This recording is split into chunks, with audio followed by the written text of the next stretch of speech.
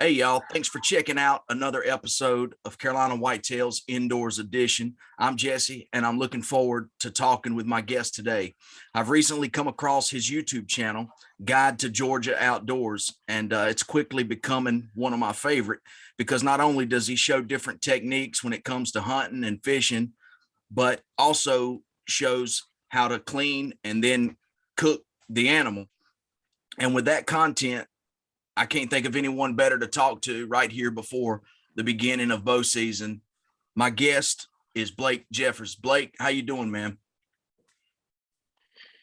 Good, man. It's good to have you. You're from South Carolina, right? I'm from North Carolina. North Carolina. So when's the bow season coming for y'all? This coming Saturday. Yeah, same for us, man. I'm looking forward to it today. This week's like Christmas Eve for us around here. We look for it all year long. And just to put it in perspective, I've got two buddies that are coming up Friday when they get off of work, and we have been hunting together for over 30 years. Our dads brought us all together, so now here we are. We got kids of our own, and we're still getting together. We've been texting each other this week. Man, it's just like this is what we live for right here this weekend, right here. Yeah, I'm looking forward to it. I've just had my little boy was born last year. He's 1 year old, so it's been a little bit tough trying to get the time to get back in the woods, but hopefully I'm gonna be able to get in there and oh yeah, I know the feeling. I've got two girls, one's 3 and one's 1.5. So I'm right there with you, brother. I know the feeling, I know the struggle. yeah. Now, like I said, I just recently came across your channel, and for those of us that don't know much about you and your channel, can you tell us a little bit about it and how you started it? Yeah, just like everybody in Georgia or anybody that hunts, you watch those shows on TV, Buckmasters, Monster Bucks, Real Tree. You see those guys when you're a kid, and you're like, "That's what I want to do when I grow up." Then you realize that's not really real feasible to be, for everybody to do that. And power to those guys who do it. But I'm a teacher by trade. I'm a high school teacher. I don't know if y'all have FFA. I'm sure you do have FFA up there in your neck of the woods. That's Yeah. what my job is. I'm the ag teacher. I do FFA at my school. And about 2.5 years ago, I've been hunting such a big part of my life. And I'm like, let me start recording some of these videos with my buddies. And they were all like, all for it. And we started making some videos. And I told myself I'd give myself 2 years on YouTube. If I didn't make to the point where I was monetized and having some success in 2 years, I was going to give it up. And here we are 2.5 years later and finally getting some success. It's a struggle to, YouTube's fickle sometimes, but I enjoy it. It's fun to look back and watch my kids growing up on the videos. It's fun to look back at the memories, and it's just something I got into. And a lot of people, they say they appreciate the videos, and I may never get rich off of this, guys. That's not even what I'm really concerned about. It's just something I'm passionate about and doing. I consider myself like a jack of all trades, master of none. I'm not an authority when it comes to any particular area of the outdoors, but I'm just an advocate for all things. If you watch my videos, sometimes I'm doing stuff I've never done before. And that's the cool thing about it is, man, getting out there and seeing how other people enjoy the outdoors. And that's kind of been that's why I call it the unofficial, no doubt incomplete. It's unofficial and it's always going to be incomplete. That's the thing about outdoors. I don't think you could ever write a complete guide to it. So that's just kind of what was my motivation for the channel. That sounds cool. Now, one thing that is unique about your channel, and I know you, like you said, it's all things outdoors there in Georgia, but a lot of channels that are specifically fishing or hunting, that's basically it. But with you yeah, show how to clean the animal and cook it and different ways to cook it. What made you add that extra element to your videos? It's never been just about killing the animal. It's never been about that. I am not a catch and release fisherman, guys. I hate to admit that. And there's some people that are catching fish. If I'm going fishing, it's going for a reason. I'm wanting to go home and have a cookout. The same with deer. Now, I like killing nice bucks. I think everybody does, but I like killing a doe just as much because they eat just as well, and that's been what it's about. And most of my childhood memories of my family, of my best friend, all go around the dinner table. My parents have a 12-foot long dinner table in their kitchen, and we still, like I said, at this age now, we still gather around with my buddies and eat and tell stories. The same dinner table we've had since I was a kid, and that's really that's just as important to me as the hunt. Is sharing those memories, telling the hunting stories. And yeah, you add a little bit to the hunting story. You add a little bit to the size of the fish you caught, and to me, that is the part of it. And if I'm going to kill something, I'm going to respect it enough to treat it, harvest it, process it, and eat it. And that's just one of the things we enjoy around here.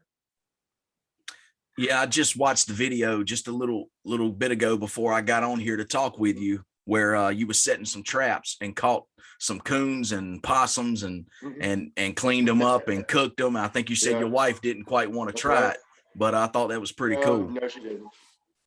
Yeah, she didn't want to try it, and that's the thing. I'm going to be open to everything. I don't want to be so closed-minded that you miss a good opportunity. Maybe raccoon would have been the next thing I really enjoy. It wasn't. I'm gonna be honest. It was not, didn't really enjoy it that much, but it was fun to try. I do know a lot of people, different backgrounds where they were brought up. They love raccoon, and I said, you know what, I'm gonna try it. What great. So now I catch them and I either clean them and give them to some people I work with that do like them, or relocate them. I send them somewhere else live. But look here, I ate a pigeon this past week. I went dove hunting and killed a pigeon and tried the pigeon. Didn't really like it, but that's just part of it. Now I know pigeon's not my favorite, but you gotta give everything a try once. Yeah. Now, specifically with deer hunting, you said that your season's about to start down there too. What are some of the things that you've been doing to prepare for this upcoming bow season? I have two big passions when it comes to deer hunting. Hunting is definitely the nucleus of all my outdoor activities that all the other ones revolve around. I like duck hunting, everything else, but it's definitely deer hunting. And I've been blessed to live on a family farm. And me and my wife is a great woman. She's patient. She stays with me. She let me for my first big purchase when we got married, and we've been poor ever since. We bought a farm. So we may not have much money in the bank, but we have a farm, and I appreciate her for doing that. But my farm is like my toy.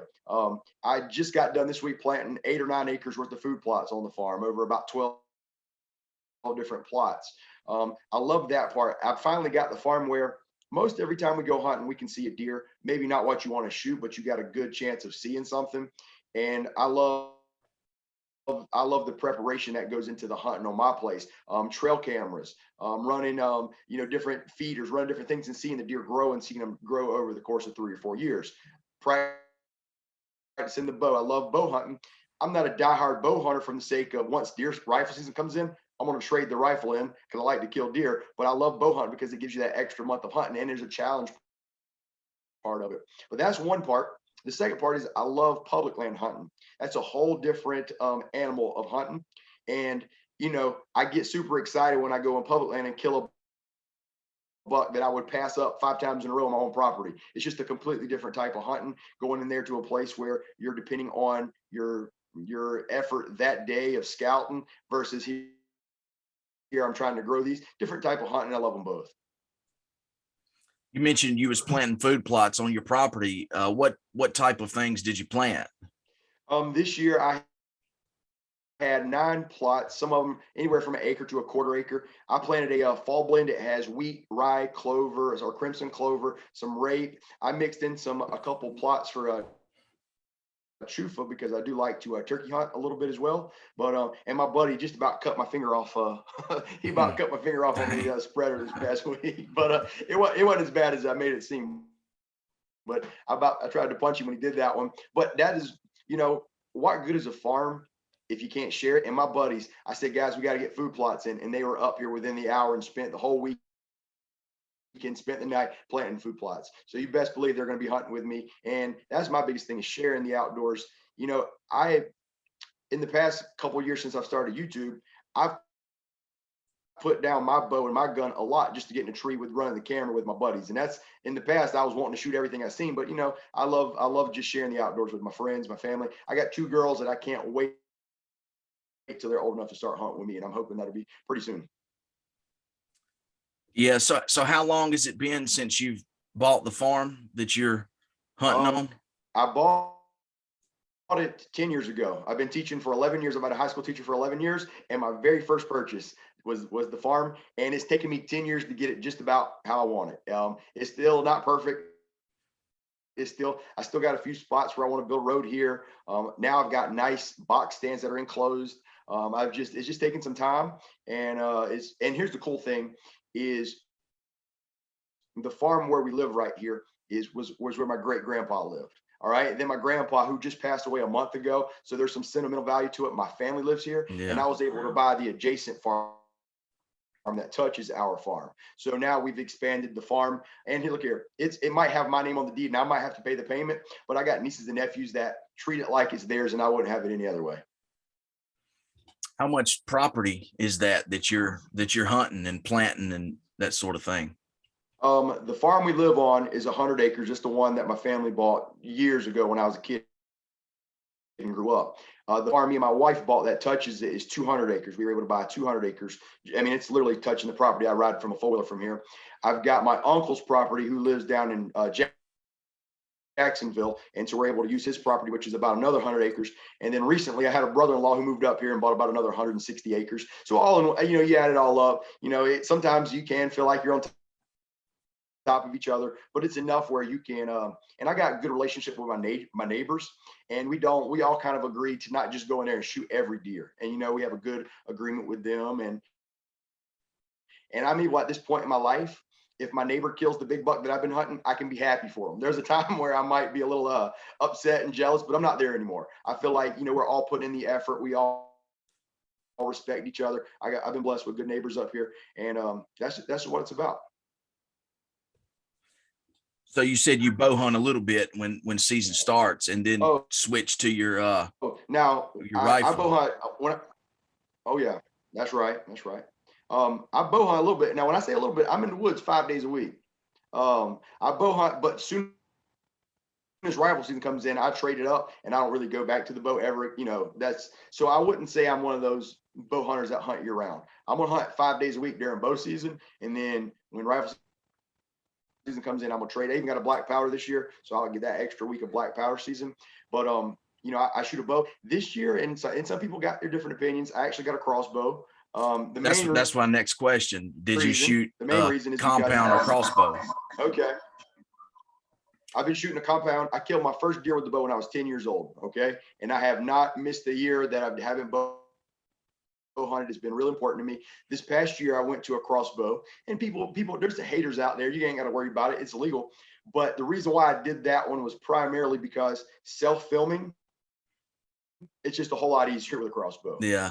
I got a camera that mounts. My scope on my crossbow actually records videos. I got an ATN scope, and it records videos. I'm able to mount the GoPro or Tactic Cam on the gun on the crossbow, and so it just made it a whole lot easier. And right now, my main purpose is getting the videos. That's what I never hunt without a camera. I've got to that point in my life where if I'm gonna be in the woods, I'm gonna have a camera with me. So that is the main reason, and it does increase your range. I'm not going to deny that. But that's why I went to the crossbow.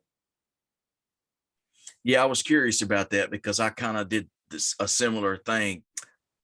The more I've tried to get a little bit more serious, not necessarily for YouTube, but just to document my hunts and going in the woods and stuff. And it's just totally a whole lot easier with a crossbow. And I've enjoyed. I've killed a deer the last 3 years with it, and I've enjoyed it. So. I know, like you said, sometimes there's some haters out there when they see you carrying a crossbow. So I was just curious what you were shooting.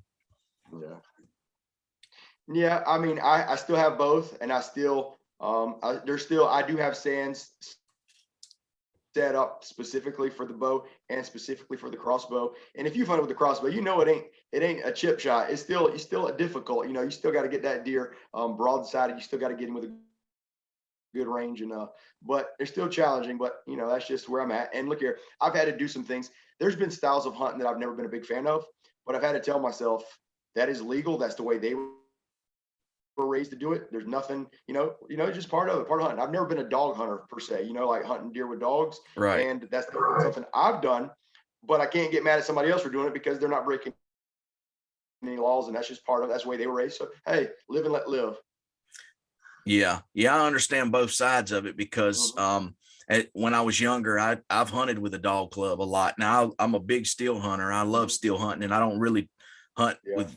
It's gotten a lot harder to run dogs around here because of building houses and that sort of thing. But and I'm sure it's the same down there with the tradition of it, you know, with hunting with dogs in the South. But yeah, I've heard both, you know, some people that are not familiar with it, you know, think one way, and, you know, but I can understand both sides of it. Yeah. Now, you mentioned getting other people involved in the outdoors, and and I noticed on there that that you had like a youth deer hunt that you was working on, or can you talk a little bit about that?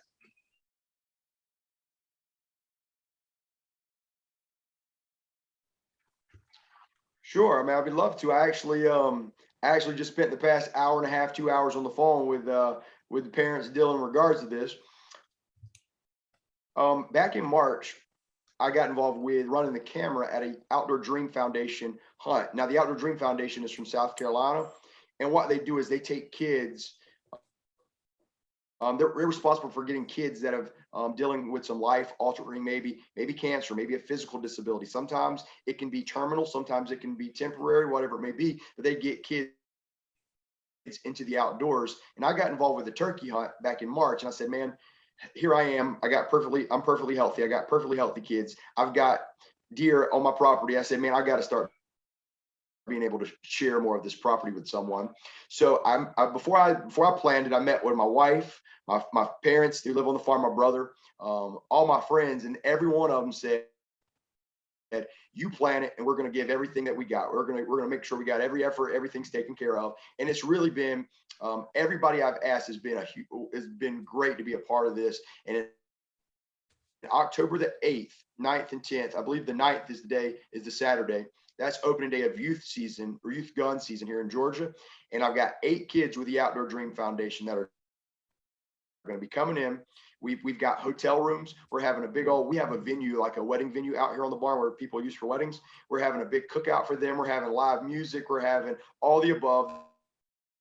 They're going to hunt Saturday morning, Saturday afternoon, cook dinner again. We're going to have all their deer processed. We're going to have a devotion for them Sunday morning, send them home with processed food, processed meat, all their deer processed. We're giving away gift bags. We're giving away tons of stuff. And everybody, I mean, I've got tons of people in the community that were willing to be a part of this. And that to me is what it's about.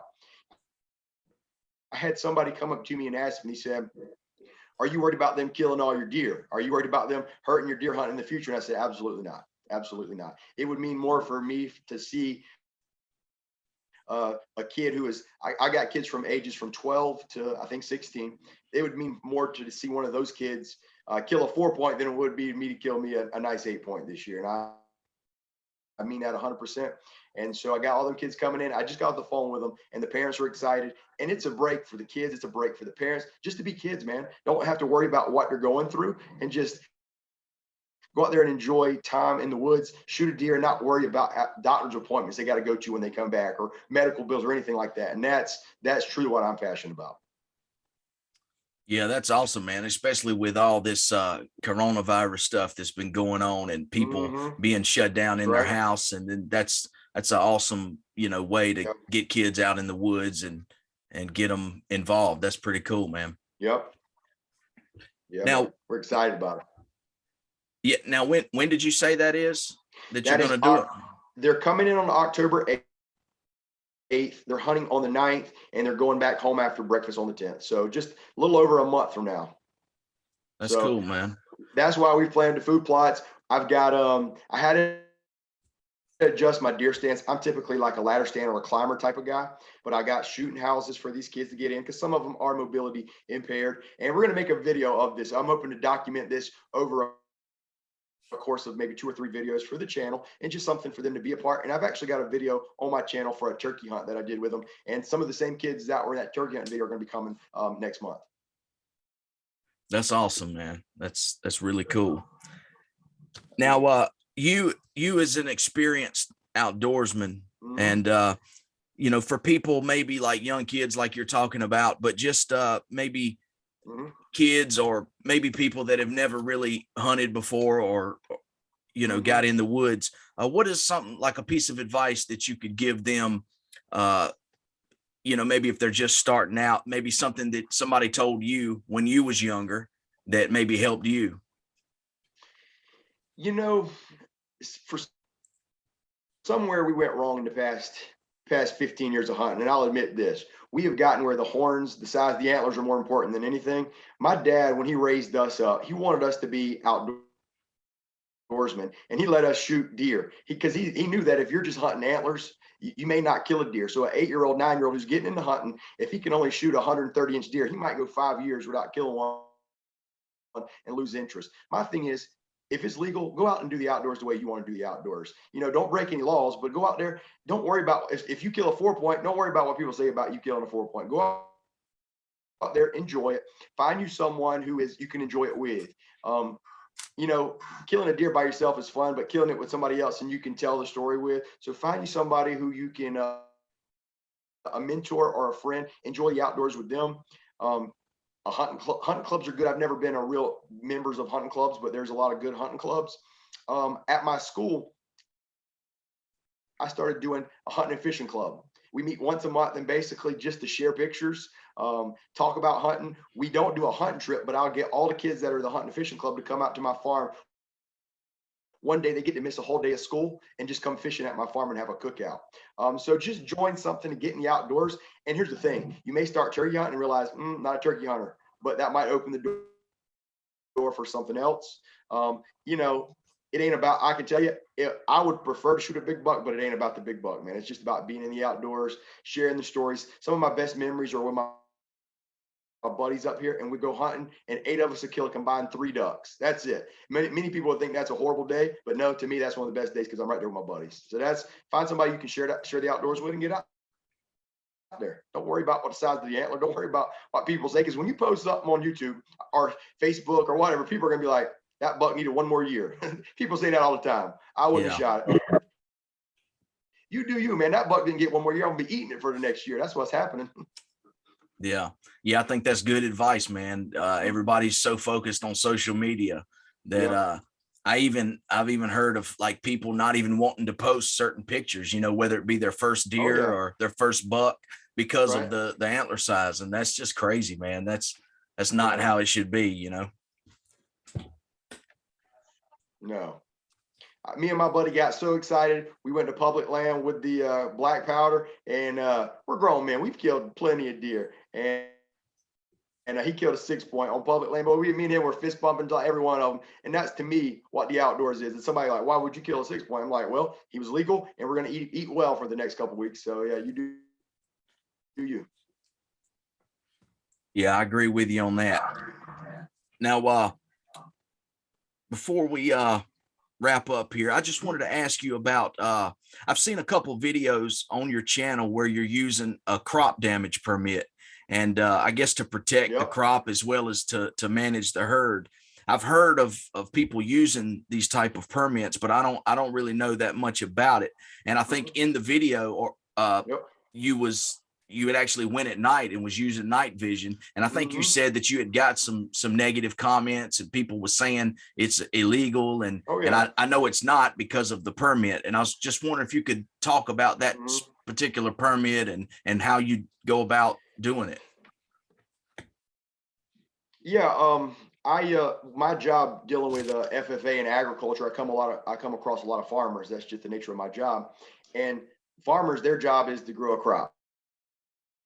And deer are their biggest enemy. I have seen farmers have to replant 20 acres of cotton because when it breaks the ground, the deer are just nipping the top of it off and killing the crop. They're losing, unheard of amount of money. And that is their occupation. So I can either let the farmer go out there, and I'm gonna trust me on this one. I ain't dogging farmers. They don't really have no discretion. They're gonna shoot every deer that comes into their field, and regardless of what it is. So this one particular farmer, he said, man, can you get the crop permit and come shoot the deer on my property? So I do. I get the crop permit. I have to file with the Georgia Department of Natural Resources, the same ones who give us our hunting license. They assess the property to make sure that it is indeed in cropland. They give me a limit of 10 deer a year. So I'm not going out there shooting, just unheard of numbers. I get 10 a year, and they all have to be antlerless. Now, they don't say does because sometimes in the year you can't tell if they're a buck or a doe because they haven't grown their antlers yet. But I kill 10 of them a year, and I'm allowed to do it anyway. I can do it from a truck. I can do it from a deer stand. I can do it however. There's no regulations on that. Now, and another thing between me and maybe the farmer's going to kill them and just leave them, drag them out in the field and let them die. That is not what I'm going to do. If I'm not going to go out there, I've had a couple different crop permits on different ones, and I'm allowed 10 deer on each one. I've killed up to 15 deer over the summer, and every one of them get processed.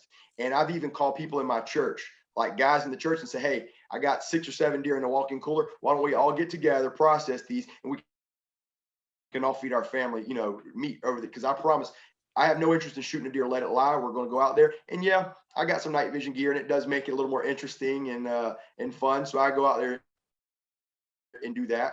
So, people don't like what you do all the time, and you got to get over that. But it's not illegal. So that's number one. And two, the farmers really, really appreciate it. And I know people who deer hunt around that area, and it's never really affected their deer hunting. So they don't ever complain when they see me. So that's just part of it. That's just part of it's just something I enjoy doing. You don't see it a whole lot on YouTube, but I do it.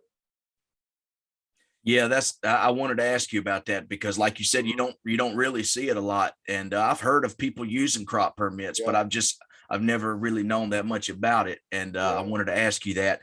And hey, I'm all about supporting farmers, and then especially like you're saying, you're going to use that meat, so that's a win-win. And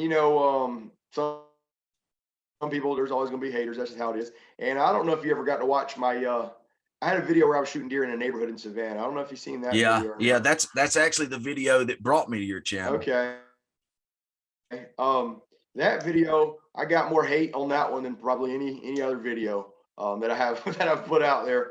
The same way with that one, we met with the game warden prior to putting the deer stands up. The game warden came out there to the yard we were hunting in, and gave us all. We got documentation from the homeowners, from the neighboring homeowners, and we ended up shooting over the course of a year, maybe 9 or 10 deer out of a yard in the neighborhood.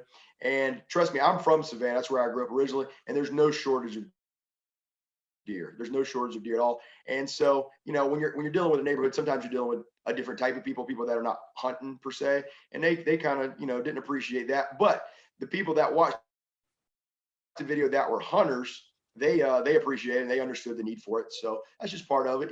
Every time I make a video, it doesn't matter what I do, somebody's going to have something to say about it, and that's just what you got to deal with when you're on. That's right.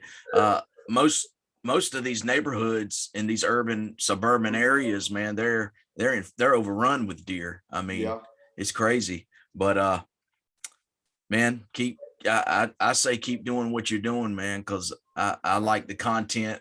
I know your channel's been growing, and keep on doing what you're doing.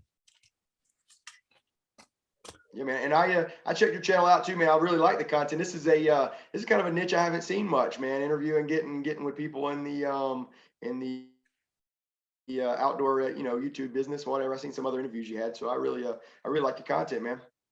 Yeah, well, man, as far as this goes, I'm a rookie, man. I just started doing this. Like I mentioned a little bit ago, my son was born. He's a year now, and soon as like last deer season, I shot a decent buck right in the beginning of bow season, and then once he was born, that was pretty much it for me as far as getting in the woods like that. And but I actually went a while without posting anything, but I was like, man, I want to put something out there. So I was like, man, I'm just gonna reach out to people and see. A lot of times I don't hear anything back from anybody.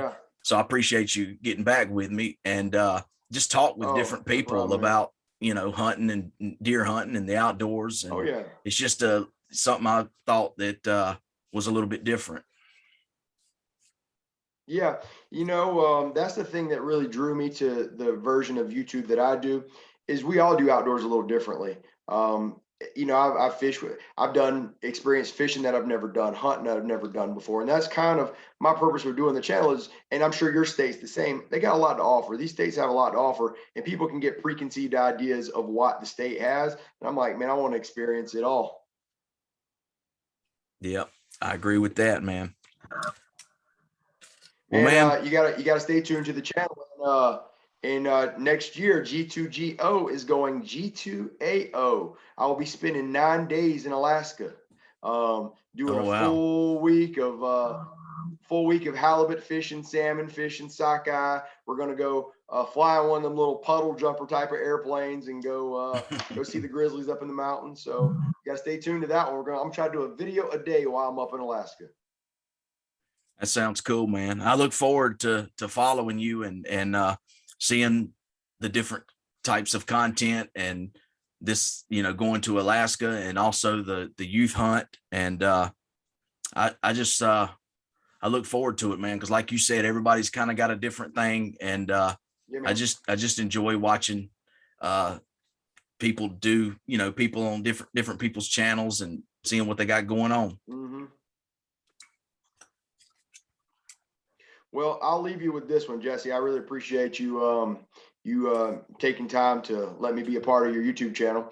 I'm not going to ever do anything that sometimes I see people out there that do stuff just to get the views, and that's not going to be me. I'm not going to take the stupid thumbnail picture. I'm not going to do stuff for clickbait. I'm just going to be me, who I am. And if people like the channel, they do. And if they don't, you know what? I appreciate it. You can move on to a different channel. I just enjoy making the videos, experiencing with my friends, my family, and just enjoying the outdoors.